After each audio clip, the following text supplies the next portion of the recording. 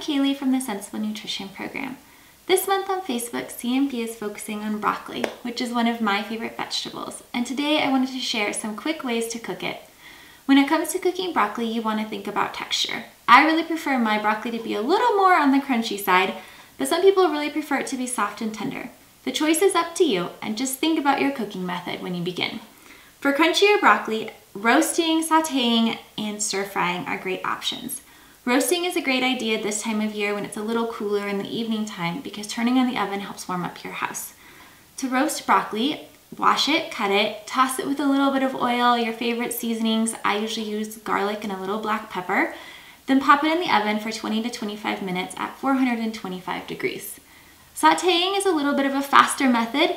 Again, you'll wash it, cut it, put it in a skillet with a little bit of oil, your seasonings, or a little soy sauce, and then cook it for about 5 to 10 minutes.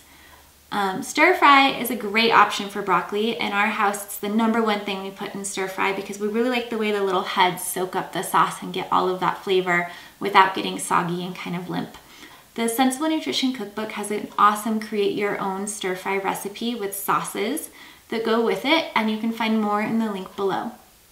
For softer cooking methods, think about cooking with broccoli with water. Steaming is probably the fastest and easiest way to do this, and there's a couple of ways to do it. If you're using frozen broccoli, you may be able to put the bag of broccoli in the microwave. You'll want to check first and just steam it in the bag. Just make sure that the bag is safe for the microwave before you do that. If you are using fresh broccoli like this and you want to cook it in the microwave, or you're only going to cook a little frozen broccoli, wash it, cut it, put it in a bowl with a couple of tablespoons of water, and then you'll want to put something on top to keep that heat and that steam in. A lid for like a storage container, a dinner plate work really well. Plastic wrap may be an option, but you want to make sure it doesn't melt. Once you have it in the microwave, cook it for 3 to 4 minutes on high, and then it's done. To steam broccoli on the stove, you'll put a couple of inches of water in a pot like this one and bring it to a boil. And then you'll put your washed and cut broccoli into a steamer basket. If you don't have a steamer basket, a colander like this one would work just fine.